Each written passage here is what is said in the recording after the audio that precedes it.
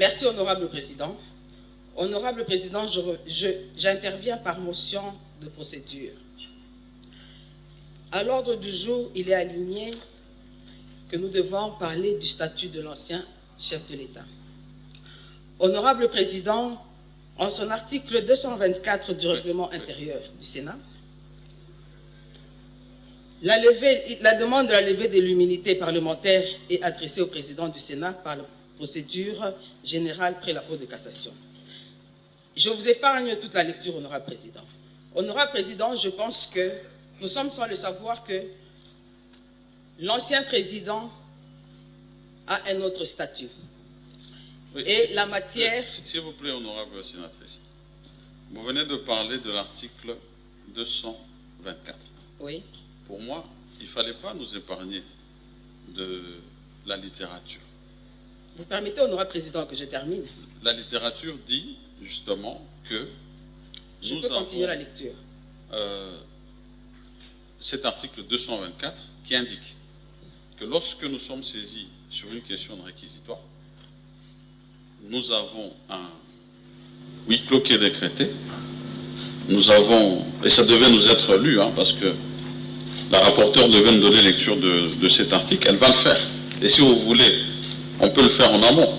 Comme ça, à ce moment-là, nous avons la lecture de l'article.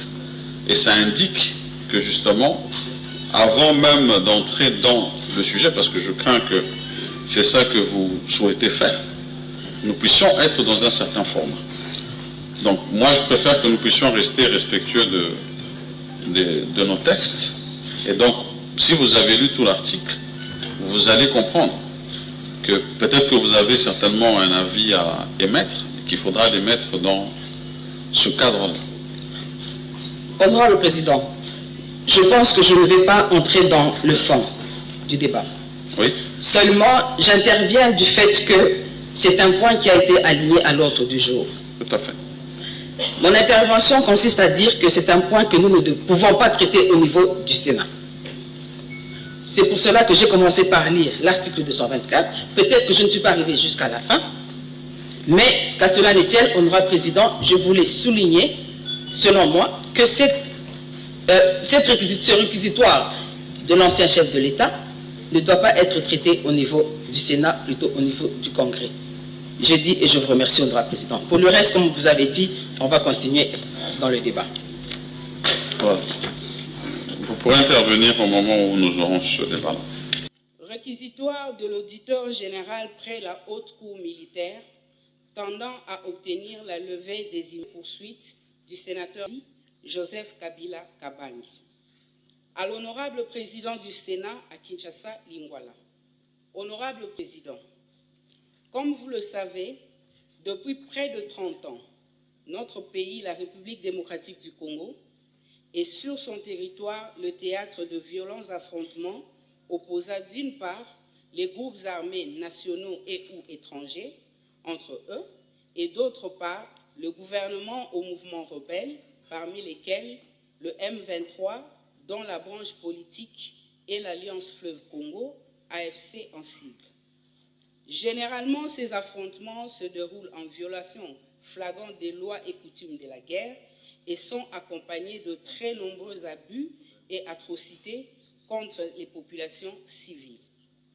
Militairement vaincu en 2013, le M23 est à nouveau réapparu en 2022 avec le soutien avéré du Rwanda.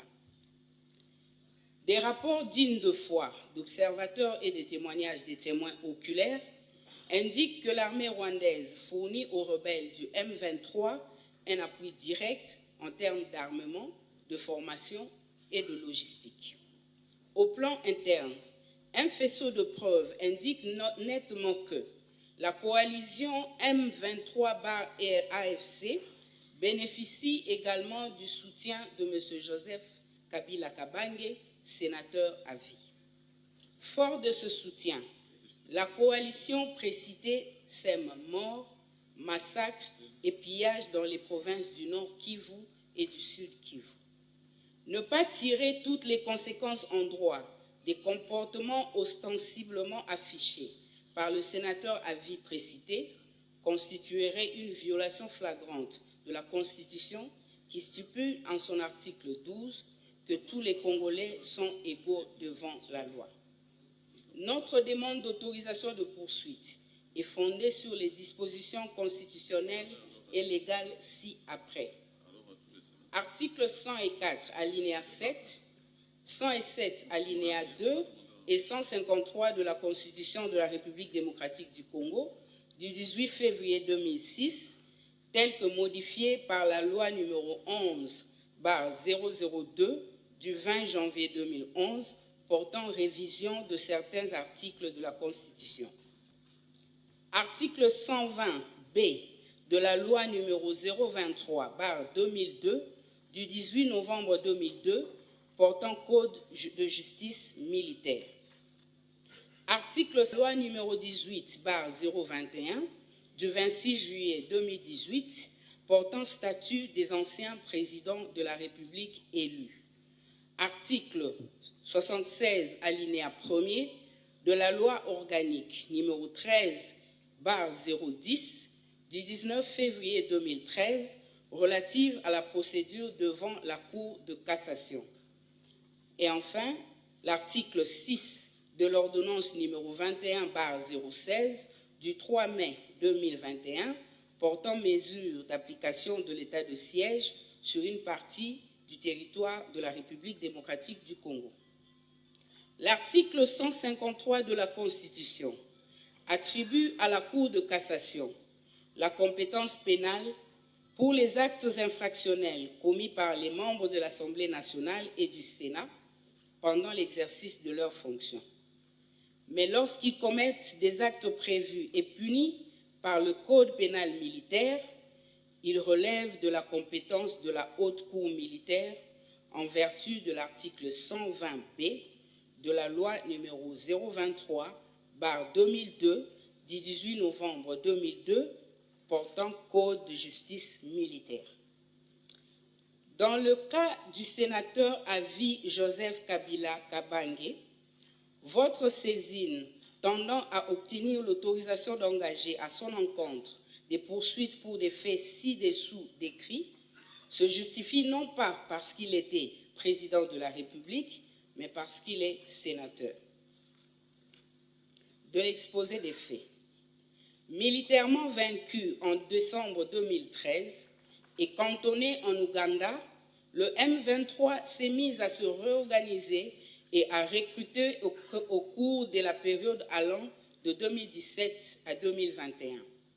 Pour ce faire, il a bénéficié du soutien avéré des forces de défense du Rwanda, RDF, en sigle, et des mercenaires de diverses nationalités. Au niveau interne, plusieurs éléments de preuve ont bénéficié qu'il bénéficie également du soutien de M. Joseph Kabila Kabange, sénateur à vie. En effet, interrogé, M. Eric Nkuba a déclaré avoir, le 15 mai 2023, à Kampala, entendu que le sénateur à vie précité conversait avec Corneille Nangaa. Il soutenait au cours de leur entretien que le Rwanda avait un plan visant l'assassinat de son Excellence Félix-Antoine Tshisekedi Tshilombo, président de la République démocratique du Congo. Mais lui avait conseillé au Rwanda la non-exécution du dit plan qui allait faire de la victime un héros national. Il fallait plutôt le chasser du pouvoir par un coup d'État. Toujours lors de son interrogatoire, le même Eric Nkuba a déclaré sans peur d'être contredit que le sénateur à vie, Joseph Kabila Kabange, était en contact soutenu avec Corneille Nangaa. Alors que des présomptions graves, précises et concordantes de collaboration avec la coalition AFC/M23 pèsent sur sa personne, le sénateur à vie prénommé a affirmé, en date du 23 février 2025, au cours d'une interview accordée au journal Sunday Times en Afrique du Sud, que le mouvement terroriste AFC M23 représente les aspirations du peuple congolais et que c'est à tort que le gouvernement de la République démocratique du Congo le présente comme un groupe anarchique, une marionnette d'un État sans revendication légitime. Enfin, toujours du Sud où il séjourne, le précité a accordé le 18 mars 2025 une interview filmée au cours de laquelle il a exprimé sa volonté de rentrer au pays le 18 avril 2025 par sa partie orientale, plus précisément par Goma, ville sous occupation de l'armée rwandaise à travers le mouvement terroriste AFC M23.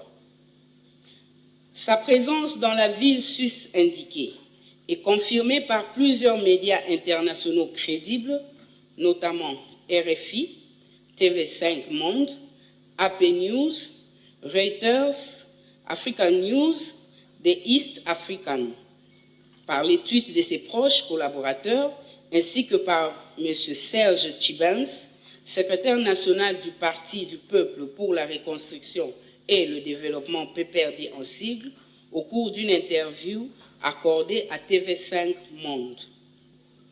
Double soutien. Le M23 a commencé à lancer ses attaques contre notre pays, la République démocratique du Congo. Les premières attaques ont abouti, en date du 13 juin 2022, à la prise de la cité de Bunagana. Sur ces entrefaits, la coalition M23 s'émet morts, viols, pillages, destruction et autres actes inhumains à travers les provinces du Nord Kivu et du Sud Kivu. À titre illustratif et non limitatif, nous pouvons citer les cas ci-après. Largage le 6 mai 2024 des bombes sur les sites des déplacés de Lushangala, dans la ville de Goma, et dont les éclats ont causé la mort de 31 personnes et grièvement blessé. L'occupation en date du 25 janvier 2025 de la ville de Goma avec la pluie a définitivement perdu la vue selon les médecins de Goma. Le 28 janvier 2025, destruction de la maison et pillage de plusieurs biens de valeur d'un journaliste éditeur résident de Goma, notamment des appareils électroniques, des vêtements, des bijoux, des téléphones, ainsi qu'une somme de 1 200 $ américains. Le 14 février 2025, l'occupation de la ville de Bukavu, suivie de plusieurs exactions à l'endroit des populations civiles, notamment des viols, pillages, massacres et libération de tous les détenus de la prison centrale. Les actes et les propos ci-dessus exposés attestent sans conteste que M. Joseph Kabila Kabange, ancien président de la République du Congo élu, sénateur à vie et non seulement à la base de la création de l'AFC, mais légitime aussi le mouvement terroriste AFC M23 et surtout et encourage tous les actes odieux commis par les membres de la dite coalition. De la qualification des faits et lois applicables. Dans leur confrontation au droit, les faits si haut relatés et reprochés à M. Joseph Kabila Kabange sont constitutifs des infractions ci-dessous. 1. Participation au mouvement insurrectionnel en assurant les communications des insurgés, infractions prévues articles 136 et 137.3 du Code pénal militaire. 2. La trahison en entretenant des intelligences avec une puissance étrangère, en l'occurrence le Rwanda, ou avec ses agents, le mouvement terroriste M23 AFC, dans le cas qui nous préoccupe, pour engager cette puissance à entreprendre des hostilités contre la RDC ou pour lui en procurer les moyens, faits prévus et punis par l'article 182 du Code pénal congolais. 3. La participation à des crimes de guerre, dont la liste en annexe, tels que prévus et punis par les articles 21 bis, 2, ainsi que l'article 223.1a et 2, point 2 E, V et Z de la loi numéro 15/022 du 31 décembre 2015, modifiant et complétant le décret du 30 janvier 1040 portant code pénal ordinaire.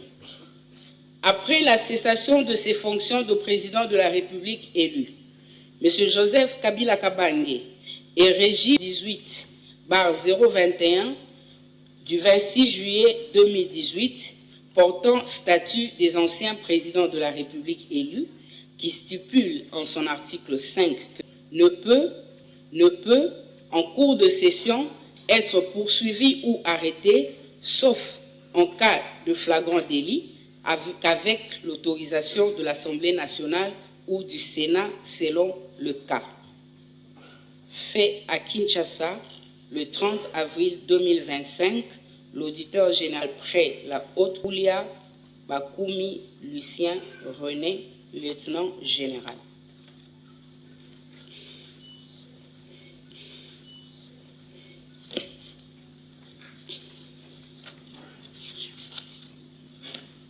Article 107 de la Constitution, alinéa 2.